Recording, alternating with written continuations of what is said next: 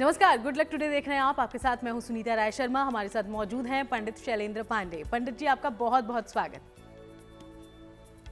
नमस्कार। तो पूरी दुनिया इंतजार में है, नजरें अयोध्या पर है कि राम जी के मंदिर पर ध्वजा फहराया जाए, ध्वजा लहराया जाए। और इस शुभ घड़ी पर श्री राम का अर्थ क्या है और क्या है उनकी महिमा, भगवान राम की चमत्कारी स्तुतियां कौन सी हैं और कैसे आपके जीवन के हर समस्याओं का अंत श्री राम के नाम तक सीमित है, इस बारे में आज हम जानकारी पंडित जी से लेंगे। शो की शुरुआत करते हैं गुड लक मंत्र से।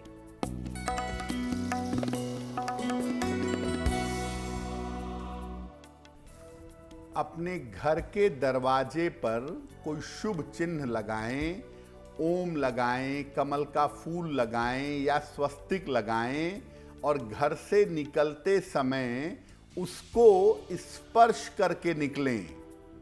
अगर आप ऐसा नियमित रूप से करना शुरू कर दें तो जिस कार्य के लिए आप जा रहे हैं उस कार्य में आपको सफलता अवश्य मिलेगी। और चलिए अब बात पंचांग की करें तो 25 नवंबर का पंचांग समझते हैं पंडित जी से।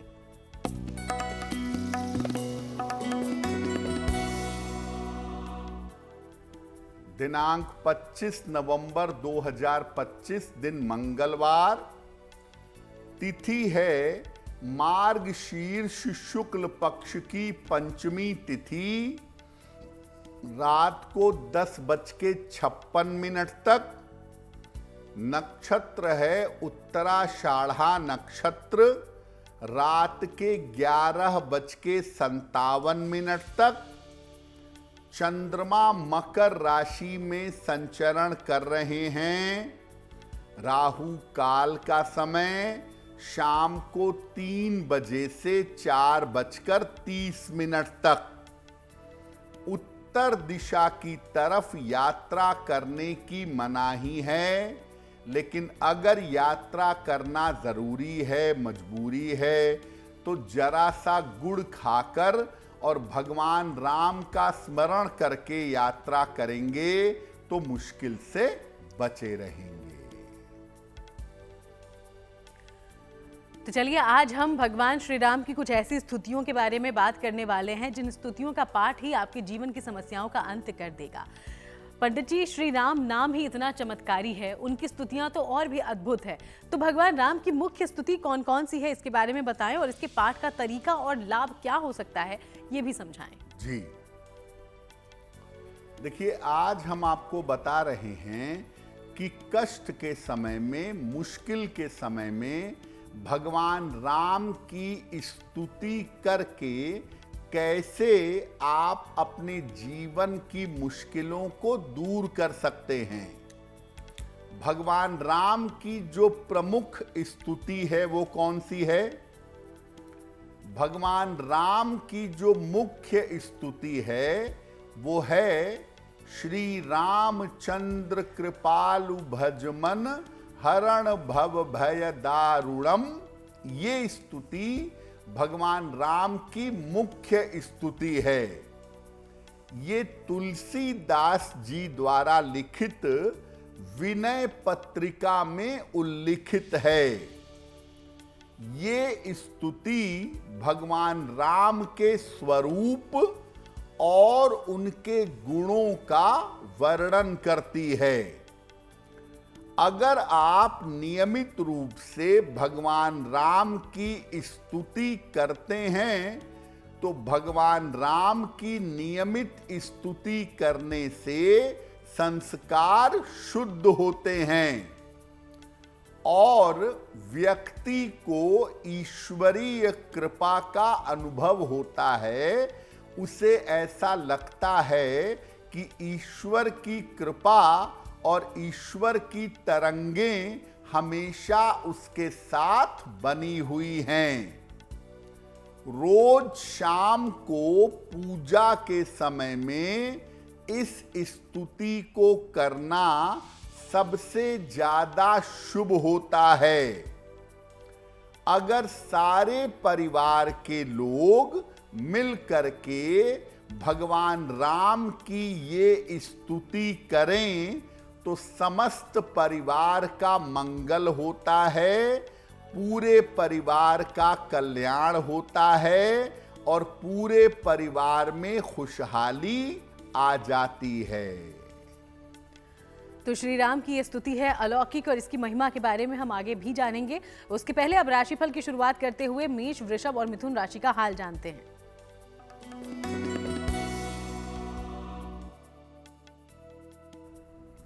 मेष राशि, स्वास्थ्य में आपके सुधार होता दिख रहा है। पारिवारिक समस्याएं कम होंगी। धन लाभ के योग बन रहे हैं। खाने पीने की वस्तु का दान कर दें तो दिन बेहतर होगा। शुभ रंग होगा आपके लिए नीला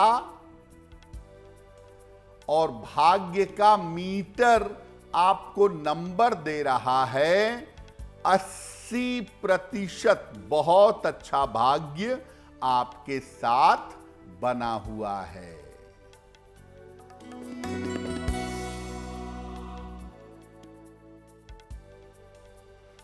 वृषभ राशि, स्वास्थ्य अच्छा होता जाएगा। धन लाभ के योग बन रहे हैं। दौड़ भाग बढ़ी रहेगी। किसी निर्धन व्यक्ति को अगर धन का दान कर दें तो दिन बेहतर होगा।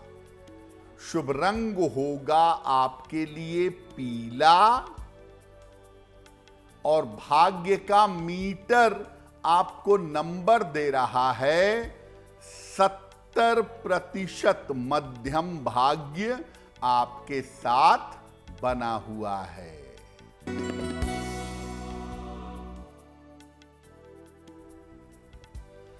मिथुन राशि, करियर में विवादों से बचें। स्वास्थ्य का ध्यान रखें। वाहन सावधानी से चलाएंगे। किसी निर्धन व्यक्ति को अगर गुड़ का दान कर दें तो दिन बेहतर होगा। शुभ रंग होगा आपके लिए आसमानी और भाग्य का मीटर आपको नंबर दे रहा है 60%। मेहनत ज्यादा होगी, भाग्य थोड़ा कम रहेगा। तो चलिए हम बाकी राशियों के बारे में आगे बात करेंगे, लेकिन उसके पहले भगवान राम की दूसरी कौन सी स्तुति है, इसकी क्या महिमा है और इसको करने का सही तरीका क्या है, इसके बारे में पंडित जी से जानकारी लेते हैं। अब आपको बताते हैं भगवान राम की दूसरी स्तुति के बारे में, जो व्यक्ति के लिए बहुत प्रभावशाली होती है उसके कठिन समय में। भगवान राम की दूसरी स्तुति है राम रक्षा स्तोत्र। बहुत ही प्रभावशाली स्तुति मानी जाती है। वैसे तो नियमित रूप से आप चाहें तो रोज प्रातः राम रक्षा स्तोत्र का पाठ कर सकते हैं, लेकिन अगर स्वास्थ्य का या आयु का संकट हो तो राम रक्षा स्तोत्र का पाठ जरूर करना चाहिए। अगर कुंडली के मारक ग्रहों की दशा चल रही हो, मार्केश लगा हुआ हो, मारक दशा हो, तब राम रक्षा स्तोत्र का पाठ करना अचूक माना जाता है। राम रक्षा स्तोत्र का पाठ करते समय सामने एक लोटे में जल भर करके रख लें। पाठ के बाद उस जल को शरीर पर लगाएं। अगर आप कष्ट के समय में, बीमारी के समय में, मारक दशा के समय में ऐसा करेंगे तो आपकी रक्षा होगी, शरीर का हर अंग सुरक्षित होगा। राम रक्षा स्तोत्र नित्य प्रातः अगर आप पढ़ें तो आपके लिए बहुत ही अच्छा है। सामान्य रूप से मारक दशाओं का और खराब स्थितियों का प्रभाव आपके ऊपर नहीं पड़ेगा। तो देखा आपने श्री राम की स्तुतियां कितनी चमत्कारी है, इसलिए अलग अलग स्तुतियों की महिमा हम आप तक पहुंचा रहे हैं।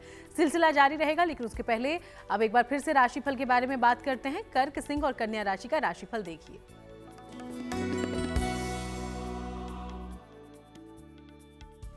कर्क राशि, धन की स्थिति में आपके सुधार होता दिख रहा है। रुके हुए काम पूरे होंगे। सेहत आपकी ठीक रहेगी। हनुमान चालीसा का अगर एक बार पाठ कर लें तो दिन बेहतर होगा। शुभ रंग होगा आपके लिए सुनहरा और भाग्य का मीटर आपको नंबर दे रहा है 75% उत्तम भाग्य आपके साथ बना हुआ है।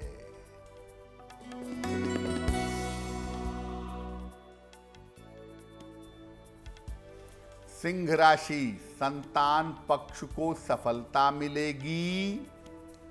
नौकरी में पदोन्नति होगी। मान सम्मान मिलने के योग बन रहे हैं। खाने पीने की वस्तु का दान कर दें तो दिन बेहतर होगा।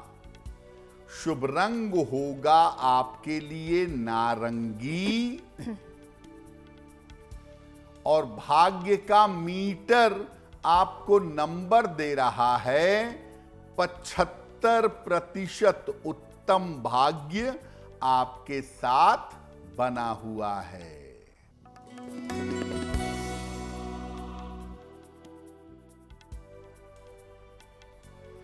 कन्या राशि, स्वास्थ्य में सुधार होगा। रुके हुए काम पूरे होंगे। पारिवारिक समस्या हो सकती है। खाने पीने की वस्तु का दान कर दें तो दिन बेहतर होगा। शुभ रंग होगा आपके लिए सफेद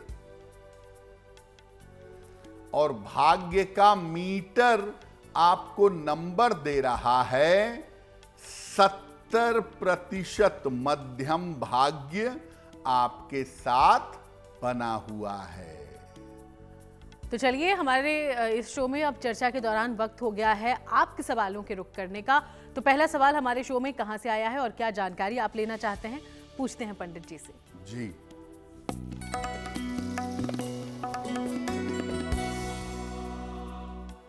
आज का पहला प्रश्न ज्योतिका ने हमें लिखा है और ज्योतिका हमें कोलकाता से मेल लिखती हैं। इनकी जन्म की तारीख है 23 मार्च 1994। जन्म का समय शाम के 7:30। जन्म का स्थान है कोलकाता। ज्योतिका कह रही हैं कि मेरा विवाह अब तक नहीं हो पाया है और पिछले वर्ष मेरा एक विवाह तय होकर के ब्रेक हो गया था। तो मेरे विवाह होने की क्या संभावना है और मेरा वैवाहिक जीवन कैसा रहेगा?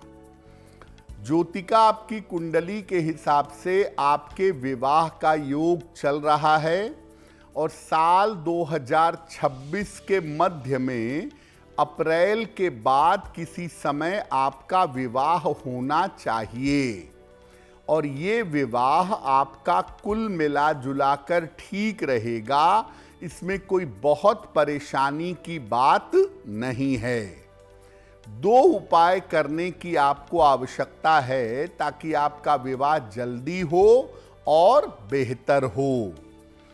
एक ओपल बनवा करके पहन लीजिए। 10-12 रत्ती का ओपल चांदी में, दाहिने हाथ की तर्जनी उंगली में, शुक्रवार की शाम को एक ओपल धारण करें और सुबह शाम दोनों समय 108 बार नमः शिवाय का जप करें तो आपके लिए बहुत बेहतर होगा।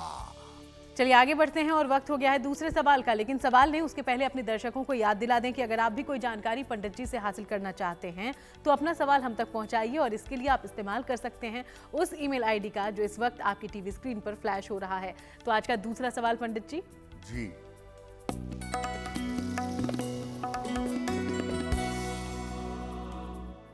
अगला प्रश्न राजा राम जी ने हमें लिखा है और राजा राम जी झांसी से हमें मेल लिखते हैं।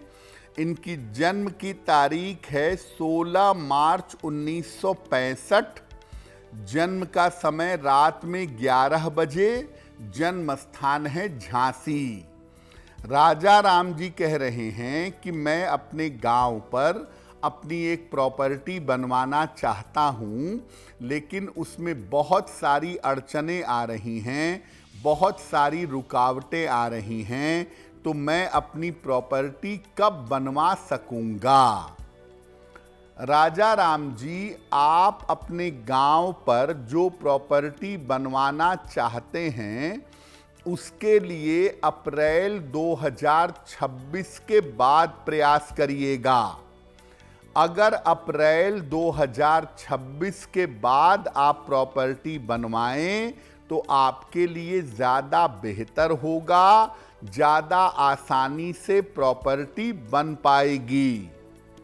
अप्रैल 2026 तक आप अपने स्वास्थ्य का भी ध्यान दें, क्योंकि स्वास्थ्य का मामला भी आपका बहुत अच्छा नहीं दिख रहा है। रोज सुबह सूर्य भगवान को जल चढ़ाएं और सुबह शाम एक एक बार संकट मोचन हनुमानाष्टक, संकट मोचन हनुमानाष्टक, इसका सुबह शाम अगर पाठ करें तो आपके लिए बहुत बेहतर होगा। तो चलिए आगे बढ़ते हैं। आज हम भगवान श्री राम की उन स्तुतियों के बारे में बात कर रहे हैं जिसकी महिमा से होगा आपका कल्याण। तो दो अद्भुत स्तुतियों के बारे में, उसके पाठ के तरीके के बारे में हमने जानकारी ले ली है। अब जानते हैं भगवान राम की तीसरी स्तुति कौन सी है, इसकी महिमा क्या है और इसे पढ़ने का, गान करने का सही तरीका क्या है। पंडित जी देखिए, भगवान राम की जो तीसरी स्तुति है वो बड़ी चमत्कारी स्तुति है और भगवान राम की तीसरी स्तुति रामचरितमानस के उत्तर कांड में भगवान शिव के द्वारा की गई है। भगवान शिव ने भगवान राम की स्तुति की है और ये स्तुति है, जय राम रमा रमनम शमनम भवताप भयाकुल पाहि जनम। ये स्तुति भगवान शिव करते हैं श्री राम के राज्याभिषेक के समय। अगर कोई व्यक्ति इस स्तुति को नियमित रूप से करता है तो उसको राज्य पद की और प्रतिष्ठा की प्राप्ति होती है। अगर आपके जीवन में नौकरी संबंधी कोई समस्या है या आप उच्च पद प्राप्त करना चाहते हैं तो रोज प्रातः भगवान राम, माता सीता यानी राम दरबार के सामने अगर आप ये स्तुति करें तो निसंदेह नौकरी की समस्या दूर होगी और आपको जीवन में उच्च पद की प्राप्ति होगी। तो भगवान राम की अलग अलग स्तुतियों की अलग अलग महिमा है और इससे आपकी कई तरह की मनोकामनाएं पूरी हो सकती हैं। चलिए बाकी स्तुतियों की चर्चा करें, उसके पहले तुला, वृश्चिक और धनु राशि का राशिफल क्या है ये जानिए।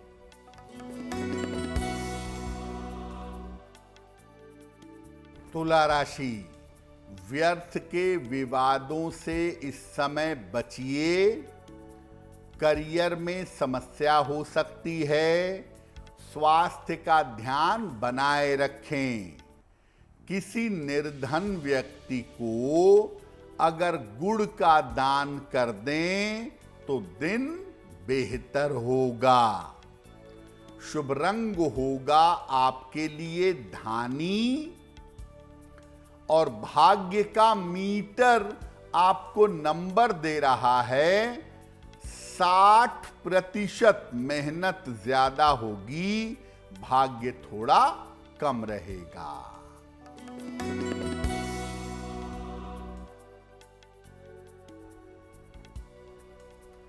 वृश्चिक राशि, सेहत अच्छी रहेगी, धन का लाभ होगा, परिवार में शुभ कार्य के योग बन रहे हैं। किसी निर्धन व्यक्ति को अगर धन का दान कर दें तो दिन बेहतर होगा। शुभ रंग होगा आपके लिए क्रीम और भाग्य का मीटर आपको नंबर दे रहा है 75% उत्तम भाग्य आपके साथ बना हुआ है।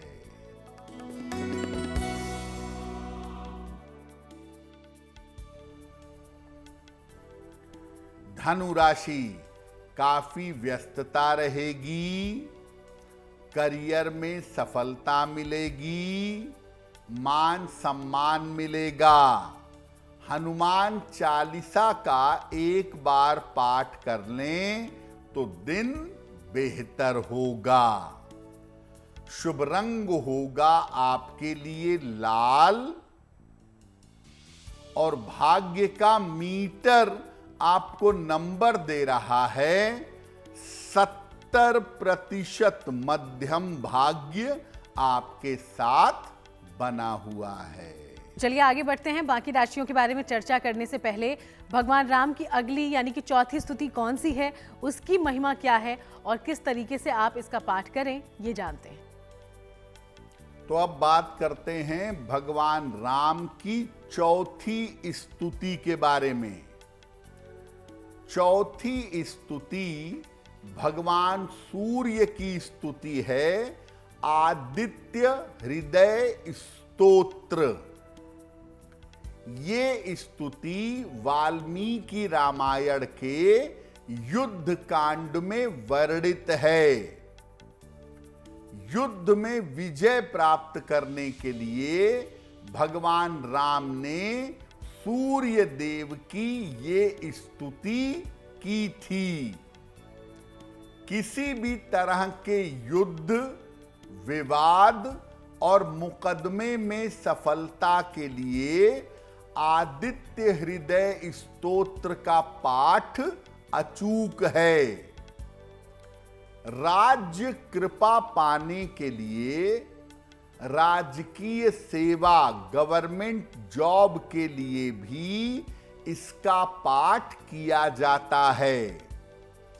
प्रातः काल उगते हुए सूर्य के सामने इसका पाठ करना तुरंत फलदायी होता है।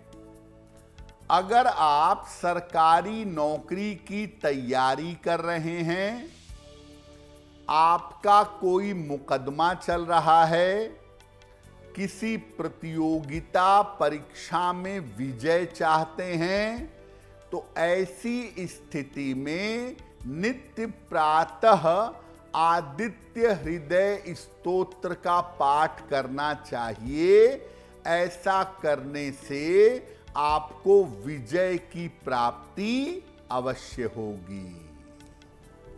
तो पंडित जी ने वो प्रमुख स्तुतियां भगवान श्री राम की आप तक पहुंचाई है, जिसके जरिए आप अपने अलग अलग मनोकामनाओं की पूर्ति कर सकते हैं और ये वाकई अलौकिक है, अद्भुत है। आगे बढ़ेंगे। मकर, कुंभ और मीन राशि का राशिफल क्या कहता है, अब ये जानिएगा।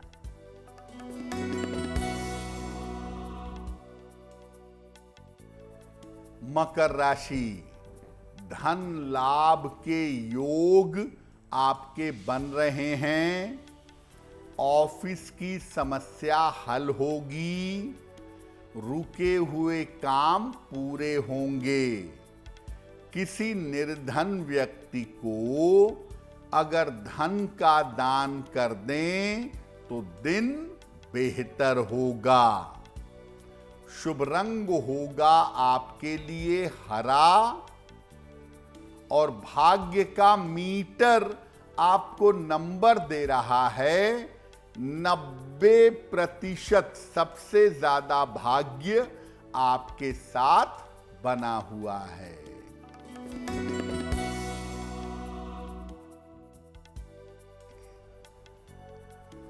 कुंभ राशि, स्वास्थ्य का ध्यान रखें, वाद विवाद से बचाव करें, जल्दबाजी में निर्णय न लें।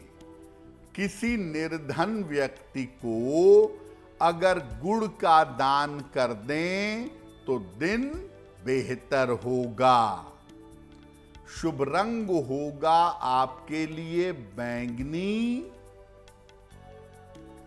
और भाग्य का मीटर आपको नंबर दे रहा है 60%। मेहनत ज्यादा होगी, भाग्य थोड़ा कम रहेगा।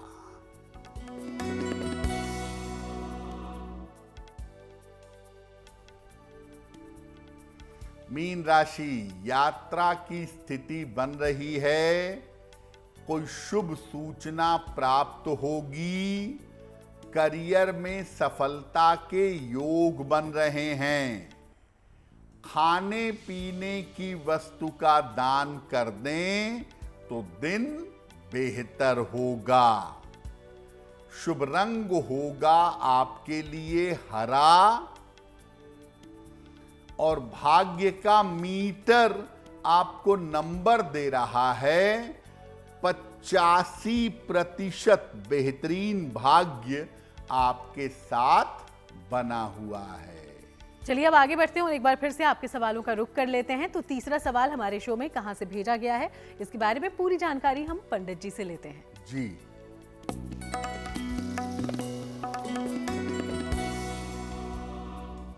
अगला प्रश्न अंजनी कुमार ने हमें लिखा है और अंजनी कुमार हमें मेल लिखते हैं लखनऊ से।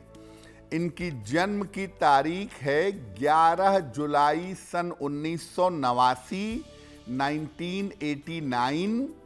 जन्म का समय शाम के 7 बजे और जन्म का स्थान है बस्ती, उत्तर प्रदेश में लिखते हैं लखनऊ से।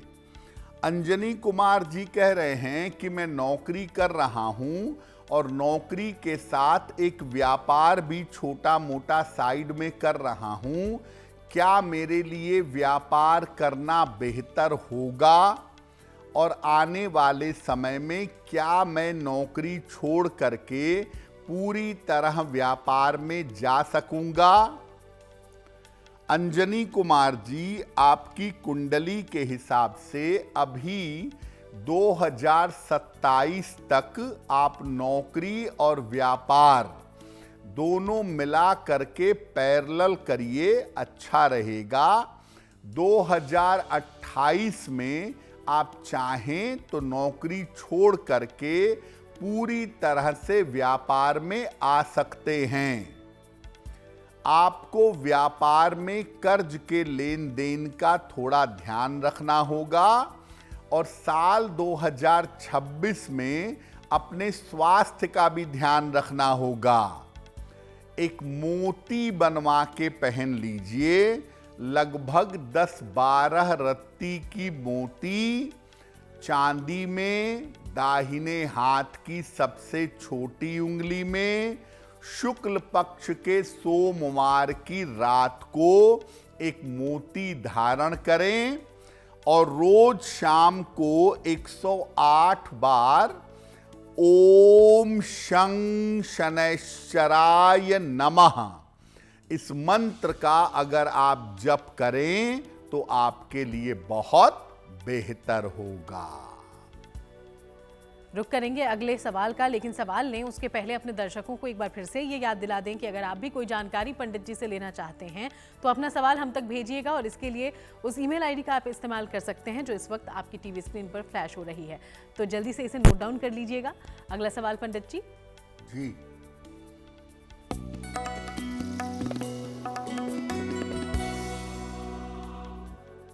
आज का अंतिम प्रश्न कोमल जी ने हमें लिखा है और कोमल जी हमें गुड़गांव से मेल लिखती हैं। इनकी जन्म की तारीख है 24 नवंबर 1999। जन्म का समय रात में 10:35। जन्म स्थान है दिल्ली। मेल लिखती हैं गुड़गांव से। कोमल कह रही हैं कि कुछ दिनों से मेरा पढ़ाई में मन नहीं लग रहा है और इसकी वजह से परीक्षा के परिणाम अच्छे नहीं आ रहे हैं। तो अपने मन को एकाग्र कैसे करूं और आने वाले समय में मेरा करियर कैसा रहेगा। कोमल, आपकी कुंडली में जो राहु का प्रभाव है इस समय, वो आपकी पढ़ाई में मुश्किलें पैदा कर रहा है। राहु के इम्पैक्ट की वजह से आपकी मुश्किलें बढ़ रही हैं। हालांकि अगर आप गवर्नमेंट जॉब की तैयारी करें, बैंकिंग या मैनेजमेंट के क्षेत्र में जाने का प्रयास करें, तो उसमें आपको सफलता अवश्य मिलेगी। आने वाले समय में आपका करियर बेहतर होगा। आप ऐसा करिए, एक पन्ना बनवा के पहन लीजिए। 6 से 8 रत्ती का पन्ना, चांदी में, दाहिने हाथ की सबसे छोटी उंगली में। बुधवार की शाम को एक पन्ना धारण कर लीजिएगा और दूसरा सुबह शाम दोनों समय एक बार हनुमान चालीसा का पाठ करिए, तो आपके लिए बहुत अच्छा रहेगा।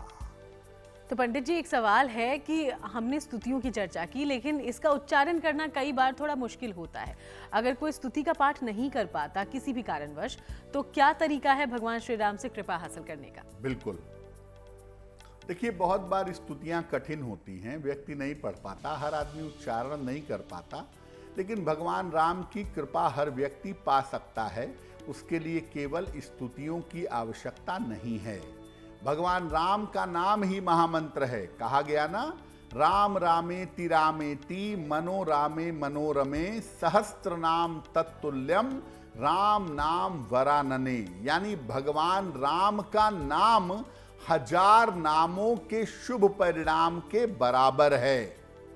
और राम शब्द की व्याख्या जब की गई तो कहा गया, रमन्ते योगिनः यस्मिन्। जिस नाम के अंदर योगी रमण करते हैं, भ्रमण करते हैं, वो राम का नाम है। तो जीवन में कोई भी कष्ट हो, कोई भी बाधा हो, या आप आध्यात्मिक रूप से उन्नति करना चाहते हो, राम नाम के जप से भी आपकी कामना पूरी होगी। और जो राम नाम से विशेष कृपा चाहते हो, प्रभु की कृपा चाहते हो, वो खाते पीते चलते फिरते उठते बैठते राम राम राम राम राम नाम का निरंतर जप करते रहें। ये नाम मुक्तिदायक है, इसमें कोई दो राय नहीं है। और कोई कष्ट अगर आ जाए तो राम नाम की एक माला 108 बार या और ज्यादा, राम नाम की जितनी माला का आप जप करेंगे, आपके ऊपर आया हुआ कष्ट टल जाएगा। तो चलिए आगे बढ़ते हैं और बात उन लोगों की करते हैं जिनका जन्मदिन है 25 नवंबर को। बहुत बहुत शुभकामनाएं आपके जन्मदिन की। पंडित जी का प्रेडिक्शन क्या है आपके आने वाले साल के लिए, चलिए जानते हैं।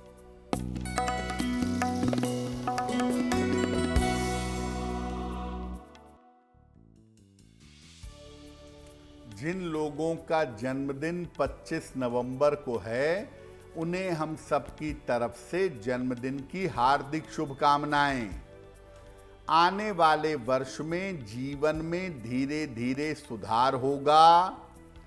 इस साल धन की स्थिति संतोषजनक रहेगी।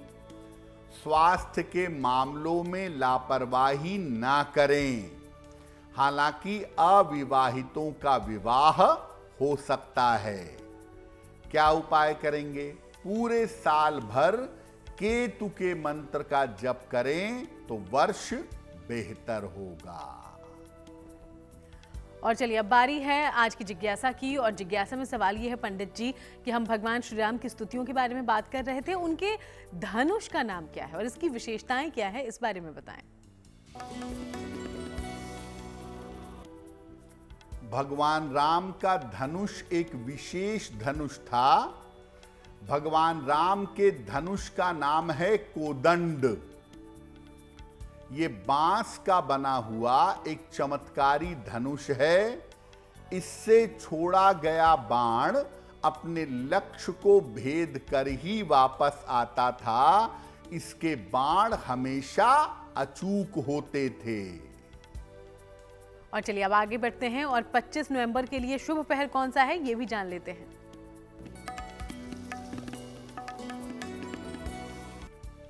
दिनांक 25 नवंबर दिन मंगलवार। शुभ पहर का समय है शाम को 6 बजे से 7:30 तक। इस समय में 3 बार हनुमान चालीसा का पाठ करिएगा। ऐसा करने से आपको नाम और यश की प्राप्ति होगी। लेकिन करेंगे शुभ पहर में ही। 25 नवंबर मंगलवार शाम को 6 बजे से 7:30 के बीच में।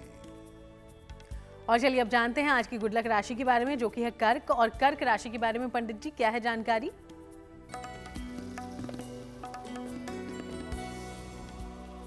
आज की गुड लक राशि है कर्क राशि। और इस समय आप क्या उपाय करेंगे? इस समय आप रोज शाम को 108 बार शनि मंत्र का जप करिएगा। ओम शं शनैश्चराय नमः। ये अगले 1-2 महीने तक करिएगा।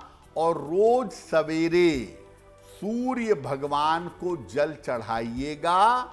ऐसा करने से आपका समय बेहतर हो जाएगा। और चलिए अब वक्त हो गया है आज के महा उपाय को जान लेने का। तो पंडित जी आज महा उपाय में हम सबके लिए क्या जानकारी है? जी,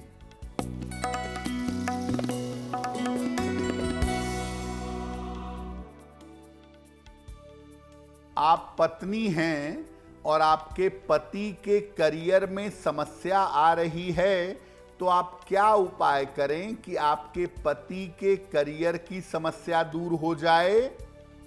रोज शाम को पूजा स्थान पर घी का 2 मुखी दीपक जलाइए।